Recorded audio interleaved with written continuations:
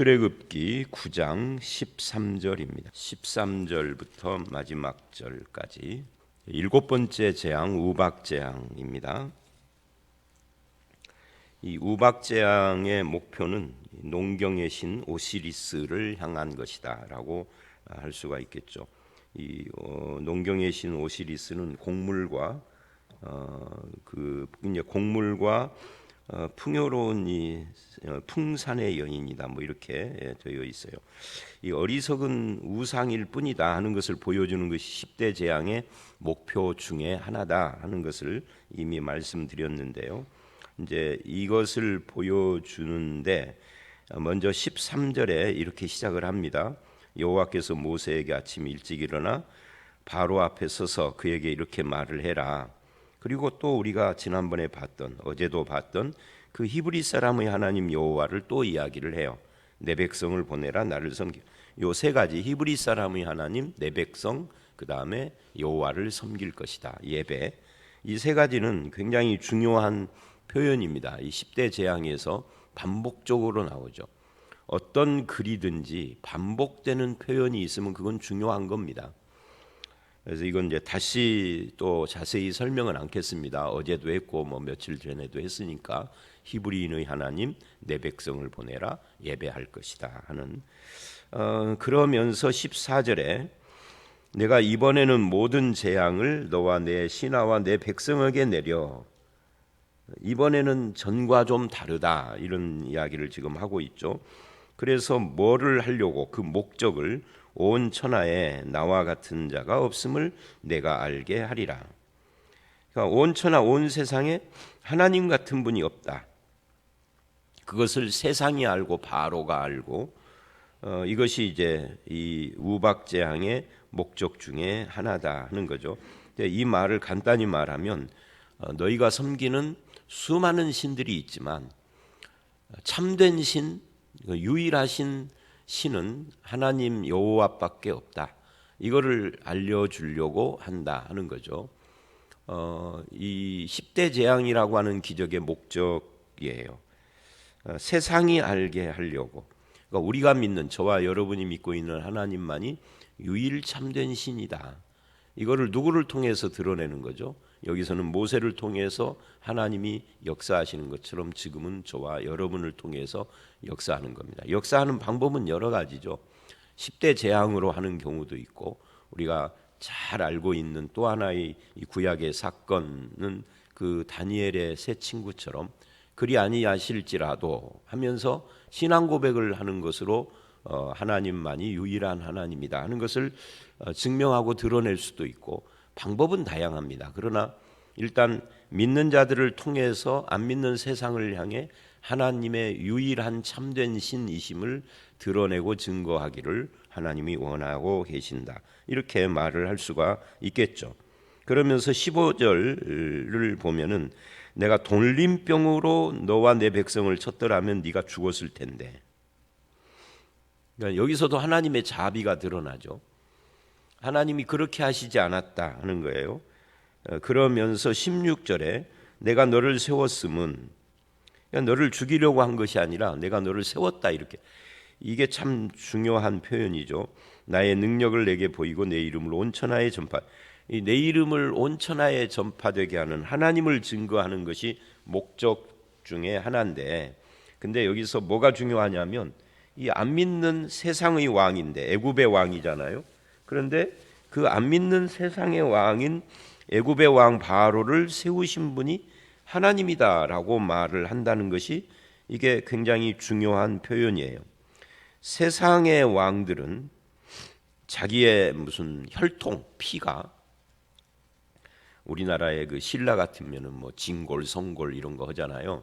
그러기도 하고, 일본 같은 경우는 천황, 뭐 하늘과 같은 거예요. 천황, 그러니까 뭐 천자, 중국은 천자라고 하고, 그들이 이제 하늘을 신으로 섬겼는데 최고의 신인 하늘의 아들, 이렇게 신이라고 스스로를 생각을 하기도 하고 뭐 이럽니다. 바로는, 애굽의 바로는 하늘의 아들 이렇게 말 않고 태양의 아들이라는 뜻이에요.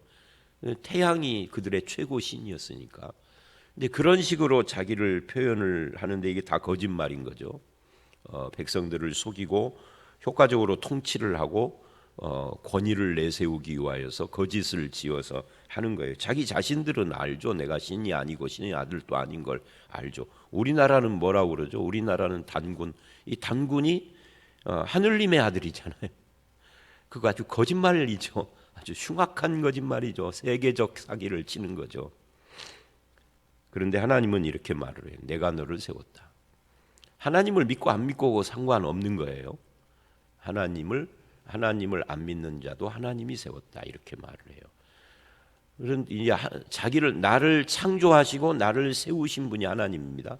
나의 존재, 창조, 나의 현재의 무슨 지위나 어떤 직분이나 위치 이것도 하나님이 주신 거고, 그런데 창조자를 거부하고 나를 세우신 분을 거부하는 이걸 뭐라고 그래요? 이거를 죄라고 그러는 거죠. 그 바로나 세상 사람들이 하나님을 안 믿는다는 것은 바로 그런 범죄, 죄 가운데 있다 하는 것을 말하는 겁니다. 그럼 안 믿는 사람을 세운 목적이 뭐냐? 안 믿는 세상, 그러니까 이게 이제 극단적으로 가면은 뭐 김일성, 김정은이도 하나님이 그 권력을 허용하신 거죠. 그런데 하나님이 세우신 목적대로가 아니라 하나님을 반영하는 쪽으로 그들이 가고 있는 것이에요. 그래서 이제 심판받을 수밖에 없는 건데, 어쨌든 하나님이 어떤 권력자나 어떤 사람을 어떤 지위에 세우신 이유는 하나님밖에 이 세상에 유일한 참된 신이 없음을 드러내고 싶은데, 그런데 저들이 불순종하는 거죠. 자, 어쨌든 15, 16절에 그런 겁니다. 하나님의 긍휼도 있고 하나님이 사람을 세우기도 하고. 근데 뭐 권력자만 세우는 건 아니에요. 저와 여러분도 세우신 분이 하나님이에요. 우리는 이제 한 가지가 더 첨가되죠. 우리를 구원하신 분도 하나님입니다. 인간이 뭐를 해서 구원받은 건 아니에요. 나를 창조하신 분, 나를 구원하신 분, 나를 세우신 분. 나를 어디다 세웠나요? 목사로 세웠고 집에는 가장으로 세웠고 뭐 나를 세운 것이 굉장히 많죠. 허다못해 아파트 동대표를 하는 것도 주민 투표로 한 것 같지만 하나님이 세웠다라고 믿는 것이 신자의 고백이에요. 불신자는 그거를 그렇게 생각 안 하니까 자기 멋대로 하는 거죠. 신자는 그렇게 고백을 하니까, 그러면 나를 세우신 하나님의 뜻이 뭐냐? 그거를 고민해야 되고 그것을 생각하고 그 길을 순종하며 가는 것이 신자고, 그런 걸 고민도 않고 생각도 않고 무시하는 것이 불신자고, 이렇게 나눠지는 거죠. 그래서 우리는 우리의 삶을 하나님의 뜻을 따라 살아야 한다라고 결론을 내릴 수가 있어요. 그 다음에 17절, 그런데 네가 여전히 내 백성 앞에서 교만하구나. 이제 이거 다 설명된 거죠 지금. 그런데 세우신 자를 무시하고 교만한 길을 가고 있다. 이게 인간이라는 거죠. 그래서 이제 내일 이맘때 내가 무거운 우박을 내리리니, 이제 전무후무한 그런 우박을 내리겠다라고 말을 하고요. 참 재미있는, 그리고 하나님의 긍휼이 드러나는 부분이 또 나와요. 19절, 이제 사람을 보내어 내 가축과 내 들에 있는 것을 다 모으라. 짐승이나 무릇 들에 있어서 집에 돌아오지 않는 것들에게는 우박이 내릴 것이고, 그 우박이 그냥 보통 우박이 아니어서 그거 맞으면 죽게 될 것이다. 그러니 그걸 다 집으로 들여라 그래요. 자, 이 17절서부터 19절까지 이 말씀, 이 재앙을 내리고 심판을 하시는 중에도 긍휼을 베푸시는 하나님. 앞에서 15, 16절에서는 돌림병을 주면은 다 죽을 텐데 내가 그렇게 하지 않는다. 왜냐하면 이 재앙의 목적이 사람을 죽이는 데 있는 것이 아니고 이 바로를 통해서 하나님의 능력과 이름을 온 천하에 드러내기 위한 것이 목적이라, 그래서 돌림병을 주지는 않는다. 이렇게 지금 말을 했었거든요. 근데 17절로 19절에서는 또 하나의 그런 어떤 긍휼을 또 베풀어 주시는 거죠. 그게 뭐예요? 이 교만한 바로에게 우박 재앙을 피할 길을 주시는 거예요. 애굽인이라도 하나님의 말씀을 듣고 순종하면 피해가 없게 하시려고 하는 거죠. 이 하나님의 그 긍휼이 이렇게 드러나고 있습니다. 인간은 죄로 교만하고 하나님을 반역하는 그런 죄악의 길을 걸어가지만 하나님께서는 그런 자들에게도 긍휼을 베푸신다. 언제까지? 최후의 심판 자리까지는 하나님의 긍휼이 사라지지 않고 있는 거죠. 그래서 이제 20절, 21절을 보면 바로의 신하 중에도 하나님의 말씀을 두려워하는 자가 생긴 거예요. 지금까지 이제 7번째인데 앞에 6개의 재앙을 보면서 지금 모세와 아론이 말하는 이 하나님이라는 이분이 우리들이 통치 수단으로 가짜로 만들어 가지고 숭배하는 척하는 뭐 태양신이니 무슨 나일강신이니 개구리신이니 하는 거 이 다 가짜들하고는 질적으로 틀리구나. 근본이 틀리구나. 이분은 가짜 거짓신이 아니라 참신이로구나. 이걸 이제 깨닫는 거죠, 점차. 그 말씀이 통하는구나, 실제로. 그래서 그 말씀을 믿는 자들이 생긴 거예요. 하나님을 믿는 건 아닙니다. 두려워만 하는 거죠.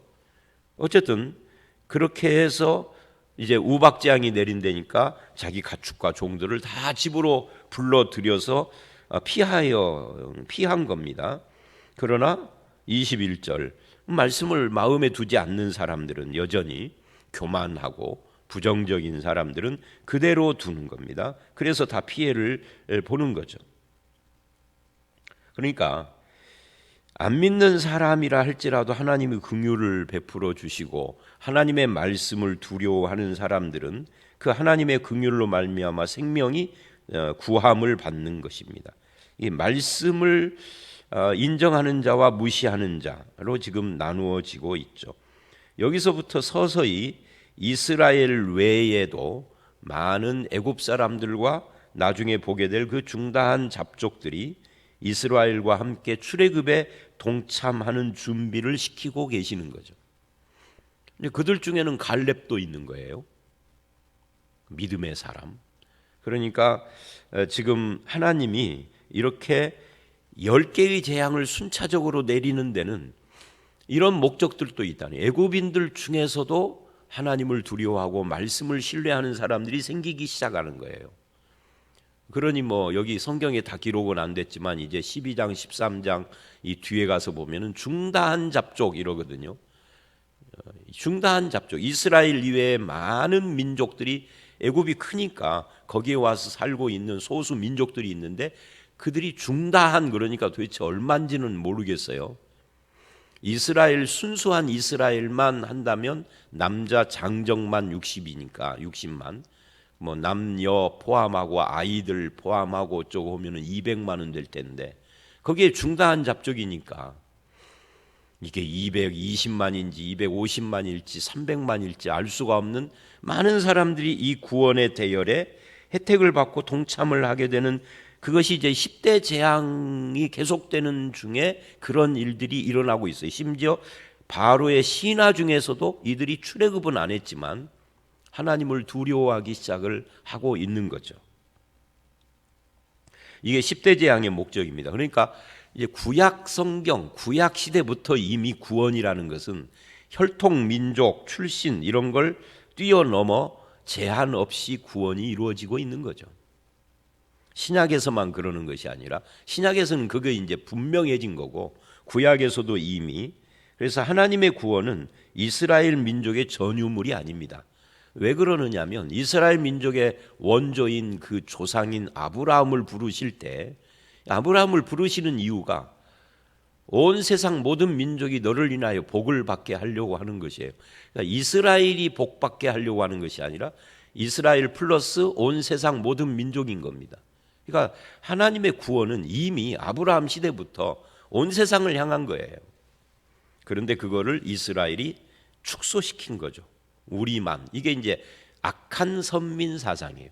우리가 선민이라는 것은 굉장히 중요한 겁니다. 우리들도 하나님의 선민입니다. 선민이 뭐예요? 택한 백성이잖아요. 그건 옳은 말이고 중요한 건데 이 선민 의식이 축소되면은 상당히 문제를 일으키죠. 나만이라고 하는 의식에 사로잡히면 나만이 아니라 하나님이 얼마든지 부르는 자는 다 선민인 거죠. 자, 어쨌든 여기서 지금 그렇게 그 이야기가 진행이 됩니다. 26절까지. 그래서 고센 땅에는 우방이 없고 온 땅에 우박이 내리는데 24절을 보면은 우박과 불덩어리가 함께, 야, 이건 이제 전무후무한 거예요. 우박만 내리는 것이야 우박이 내렸네 이럴 수 있는데 불덩어리가 함께 내렸다. 도대체 이 불덩어리는 뭔가 알 수가 없어요. 근데 그렇게 내렸어요. 그래서 막 채소들이 다 죽고 동물, 사람들도 죽고 이제 이렇게 된 겁니다. 27, 8절 바로가 항복을 합니다. 사람을 보내서 모세와 아론을 불러가지고 이번에는 내가 범죄하였노라. 죄를 고백하고 여호와는 의롭고 나와 나의 백성은 악하도다라고 그렇게 고백을 합니다. 자기의 죄와 악을 고백한 거죠. 근데 이 고백이 참된 고백일까? 이런 생각을 하게 돼요. 왜냐하면 이 고백을 하게 된 원인, 동기가 환경에 눌려가지고 우박이 막 내리고 가축들이, 짐승들이 또는 종들이 막 죽고 그러니까 어쩔 수 없이 환경에 눌려가지고 하는 고백이거든요. 근데 바로뿐만 아니라 우리들 가운데도 가끔 보면은 그런 막 환경이나 상황이나 자기 상태에 눌려서 그래서 교회를 나오고 신앙을 고백하는 척하고 하는 분들이 가끔 보면 있어요. 지금도 있는데 그런 환경이 편안하게 되고 달라지고 변하면 마음이 또 바뀝니다. 그래서 교회를 떠나기도 하고 신앙 고백을 철회하기도 하고 이런 사람들이 있어요. 이게 가짜 신앙인 거죠. 바로가 지금 그런 겁니다. 환경에 눌러서 거짓 고백을 하고 있는 거죠. 진심으로 자기가 죄인이라고 생각한 건 아니에요. 두려우니까 지금 그러는 거죠. 그래서 우리의 신앙 고백은 환경 때문에 하는 고백이 돼서는 안 된다 하는 걸 보여주고 있죠. 진심으로 내가 죄인이라는 걸 고백하고 회개하고 믿어야 하는데 그것은 아니다. 거짓이다. 이 바로는요, 나중에 10번째 재앙, 장자가 죽는 유월절, 그 재앙 앞에서 바짝 손을 들고 진짜 이제 정말로 돌아서는 것처럼 보이잖아요. 그래서 이스라엘이 출애굽을 하고, 그런데 이스라엘이 홍해 앞바다에서 방황을 하는 것 같으니까 또 군대를 몰고 쳐들어와요. 그러니까 거짓인 거죠. 그것도 울며 하나님 앞에서 울며 불며 회개한 것 같아도 가짜일 수가 있습니다. 진짜와 가짜 구별하기가 굉장히 어렵죠. 근데 이 회개를 왜 했느냐 하는 걸 봐야 해요. 왜 했느냐. 우리도 마찬가지예요. 환경에 눌려서, 상황에 눌려서 나의 어떤 상태 때문에 어쩔 수 없이, 그거는 진심이 아닐 수가 있으니까 그거 돌아봐야 돼요. 그러면은 그런 환경, 상황, 상태, 이게 잘못된 거냐? 그거는 아니에요. 그것도 하나님이 역사하는 겁니다. 그걸 통해서 단순히 두렵고 힘들고 고통스러워서가 아니라 그걸 통해서 나를 돌아보고, 내가 정말 하나님 앞에 죄인이로구나. 이 죄를 고백하지 않고 이 죄를 지닌 채로 산다는 건 심판 아래에 있는 거구나. 그래서 정말 자기가 죄인임을 고백하고 이 온전한 소망이 하나님, 예수 그리스도밖에 없다라는 걸 철저히 깨닫고 고백을 하면은 그 환경의 눌림이 축복이 되지만, 그냥 환경의 눌림 때문에만 그런다면 그건 조만간 들통이 납니다. 변해요. 그래서 이제 이 바로의 고백이 그렇습니다. 그리고 이제 29절 모세가 이렇게 말을 해요. 그들에게 이르되 내가 성을 나가서 내 손을 여호와를 향하여 펴리니 그리하면 이제 그칠 것이다. 그리고는 이래요. 세상이 여호와께 속한 줄 왕이 알리이다. 이 모세는 이 10대 재앙의 싸움을 통해서 점점점 하나님에 대해서 더 잘 깊이 바르게 이해하고 믿기 시작을 한 거죠.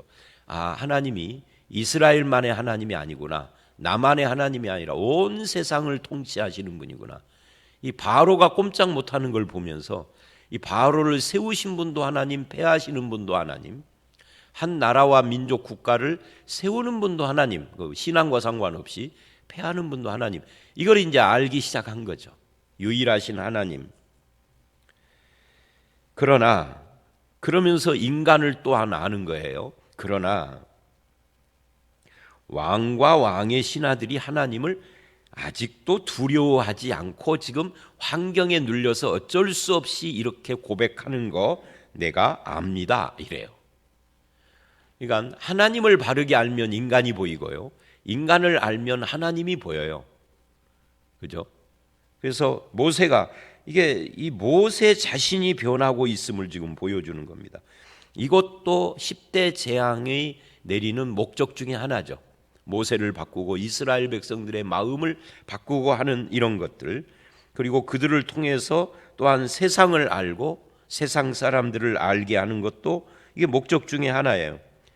아직도 두려워하지 않을 줄 압니다. 그래서 내가 당신의 말을 신뢰하는 것이 아니라 하나님과 하나님의 말씀만 신뢰합니다.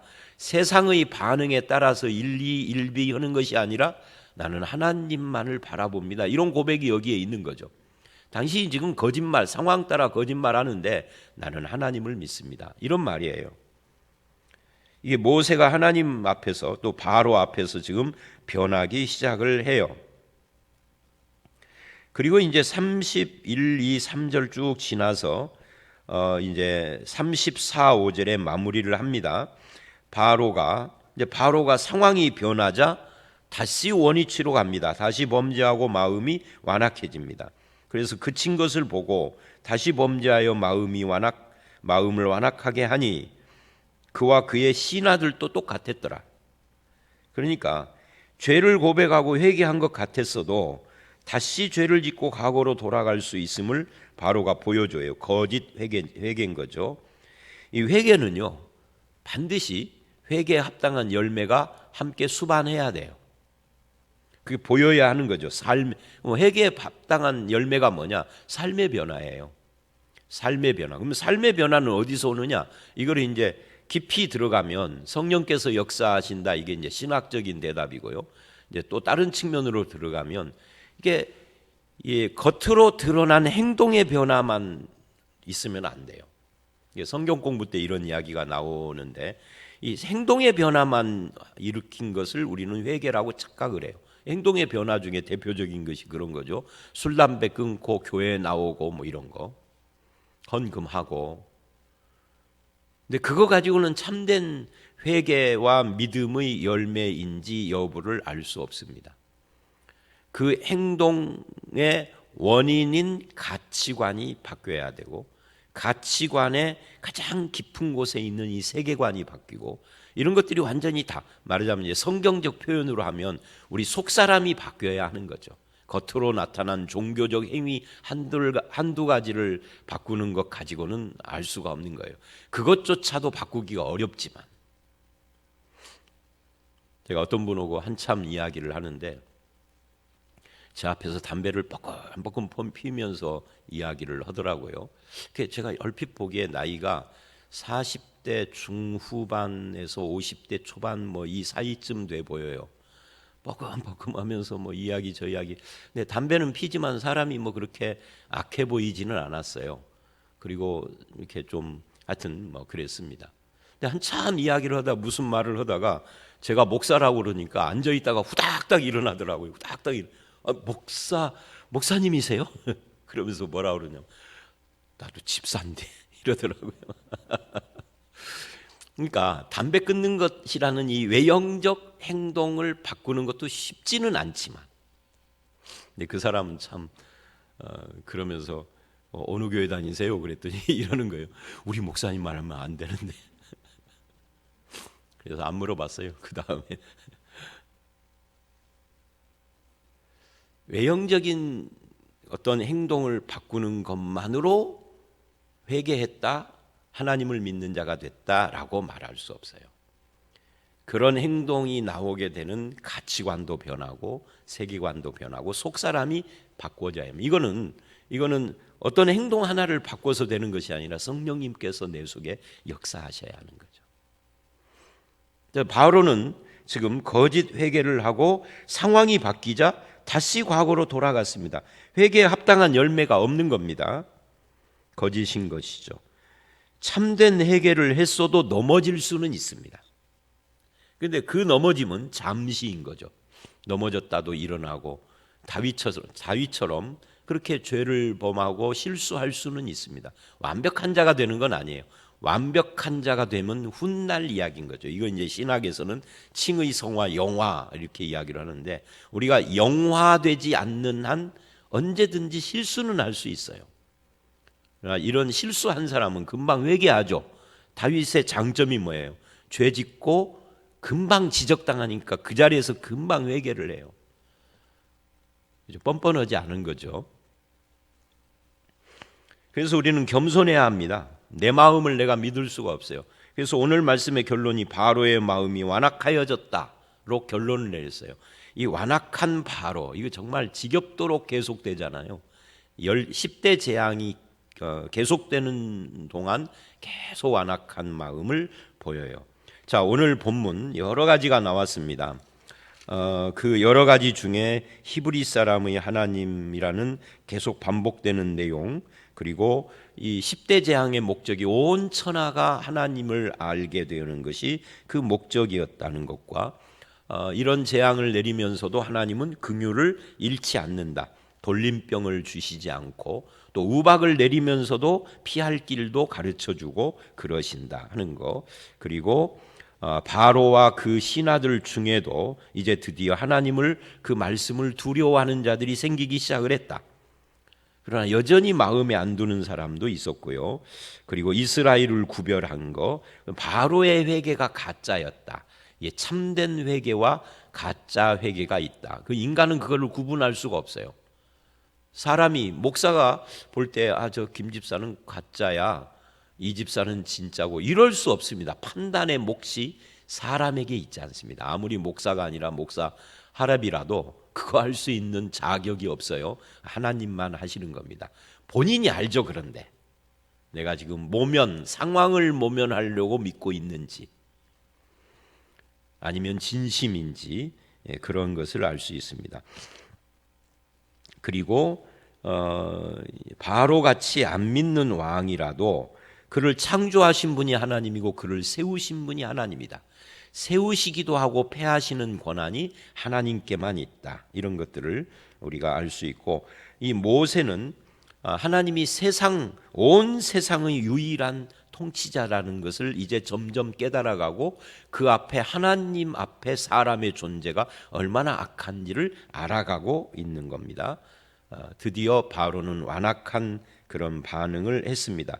우리는 참된 신앙의 열매, 회개의 열매를 맺는 그런 성도인가, 스스로 점검을 해야 할 필요가 있죠. 또 내가 믿는 하나님은 나만의 하나님이라 온 세상의 하나님이다. 우리 교회만이 하나님이 아니라 온 우주 만물을 통치하는 하나님이시다. 그분의 말씀은 온 세상에 통한다. 교회 안에서만이 아니다 하는 것을 우리가 깨닫고, 그런 하나님을 참되게 믿고 하나님께 영광 돌리며 믿음으로 살아가는 저와 여러분 되시기를 주의 이름으로 축원합니다. 함께 기도하겠습니다. 하나님 아버지, 히브리인의 하나님이라는 말씀을 또 하셨습니다.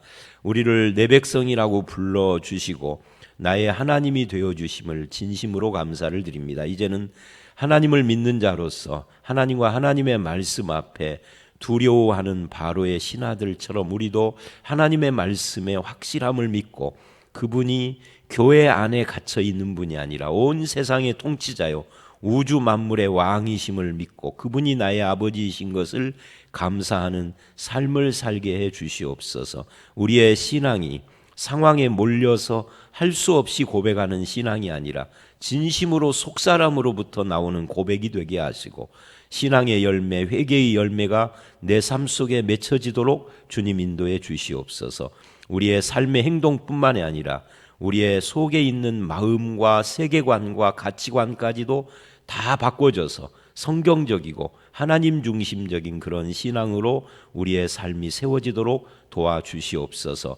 안 믿는 세상조차도 창조하신 분 하나님이시고 세우거나 폐하시는 분이 하나님이신 것을 믿습니다. 아버지 하나님, 하나님께서 지금도 역사하시사 우리가 살아가는 이 세상을 통치하시는 것을 믿사오니, 아버지, 이 코로나가 속히 종식되게 하시고 또 남북의 통일과 평화도 주님 허락해 주시며, 아버지 하나님께서 살아 역사하심을 온 세상이 알도록 주님 함께해 주시옵소서. 오늘 이 하루도 완악한 마음이 아니라 부드러운 마음, 순종하는 겸손한 마음으로 주님과 동행하기를 원하옵고 예수님 이름으로 기도드려 싸움나이다. 아멘.